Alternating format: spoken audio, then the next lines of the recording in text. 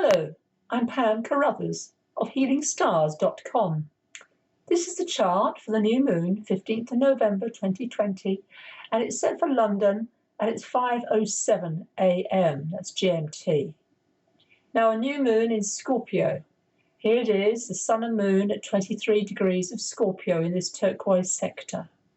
I use whole signs as the houses to helpfully make it clearer, the patterns that planets are making with each other, the aspects, the connections. And lo and behold, we have a really positive sextile, 60 degrees that's roughly, to Pluto, Jupiter and Saturn. Now, Pluto and Jupiter have only just connected for the last time this year. Jupiter is moving forward. It will next join Saturn, but that's not till the end of the year. It's another story. But the moon and the sun in Scorpio. And Scorpio is the only sign in the zodiac to have three symbols. The scorpion, that nasty insect with a sting in its tail, but then the eagle that soars above adversity and is, of course, a symbol very much of vision. And then finally, the phoenix that rises from the ashes. So it's transformation, regeneration are the deeper qualities that exist with Scorpio. Notice Joe Biden is a Scorpio. His birthday is on the 20th of November. The aspect of Venus, if you can see Venus in Libra, is very interesting. Venus is connected to the north node of the moon to do with destiny, which is now the nodes are going through Gemini and Sagittarius. So the north node in Gemini is to do with Mercury asking questions, being curious, being open-minded. Mercury is now back again. It's gone forward. It's back again in Scorpio. It's still in what is known, Mercury, as the shadow. When it reaches 11 degrees of Scorpio, it will finally move away from that part of the sky. So the moon and the sun in Scorpio. The ruler of Scorpio traditionally is Mars. Modern rulership gives it to Pluto, but I agree with fellow astrologers Neil Spencer, who says, well, Pluto moves so slowly, and events in Scorpio's life aren't that slow. So Mars is now direct, just gone direct, and it will stay at that 15 degrees, the middle of Aries, for quite a few weeks to come. Because it's slow, it's intense. Aries is where Mars is in its own sign, the warrior planet. And Mars, if you can see, is making a positive aspect, a little weak. All the lines are according to their strength, but to the south node. So the nodes, I believe, are quite important at this new moon. I must mention it's Diwali, the wonderful festival of victory of the light over darkness.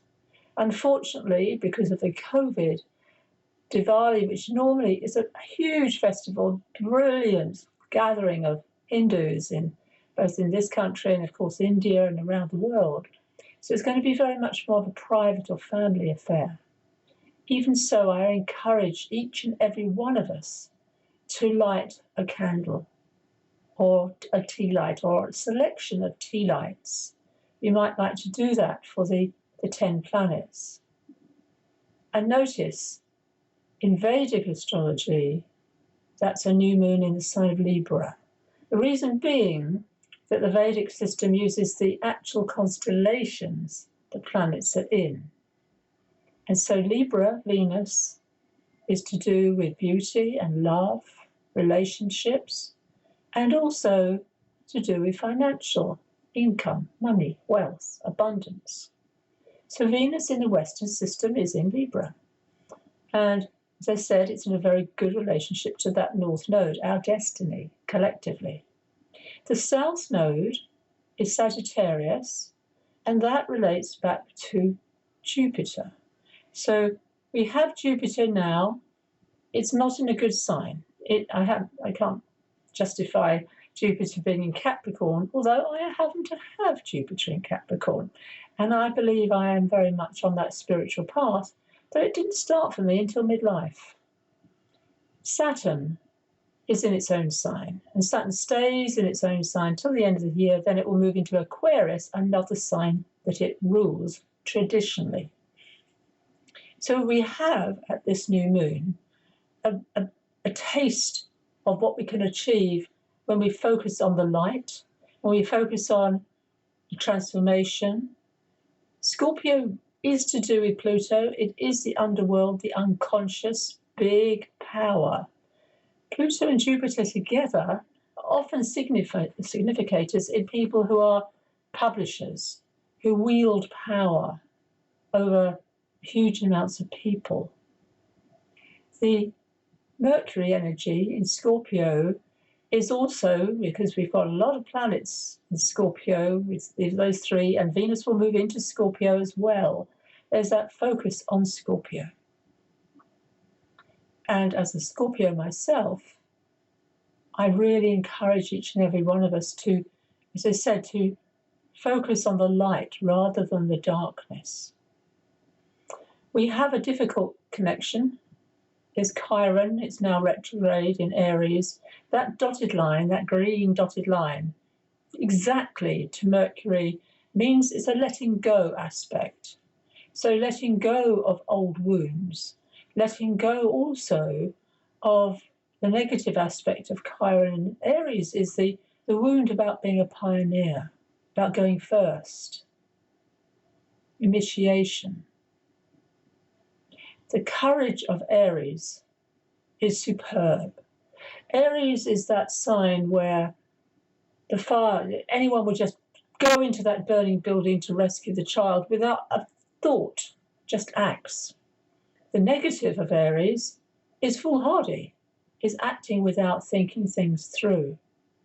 So I encourage those of you who have Chiron in Aries to recognize your ruler at the moment, Mars, is telling you to be courageous. Now, if I come back to that stellium, Pluto, Jupiter, Saturn, at last we have Jupiter moving ahead of Pluto. And that has really been a theme throughout the whole year of power, of the law, of the epidemic, the pandemic, shall I say, which I also relate to Neptune. Neptune is in Pisces. And the negativity of Pisces and Neptune both, of course, is being taken over by illusion or fantasy, believing things are true when they're not based in reality. At its best, Neptune is, of course, oneness, that we are all breathing the same air on this planet. We are all responsible for what is going on, especially in the sea. And I do believe that has been a very important progress that has been going on now for some years. But I want to encourage you, this actual chart is full of promise. It's full of love, Venus. It's full of transformation, the Scorpio energy. And also, notice Venus is in a good relationship to the South Node, which is the past. Dwell on this, focus on this, and I do wish you all a wonderful Diwali, the most beautiful, beautiful ceremony, which is to do with Lakshmi, the goddess Lakshmi.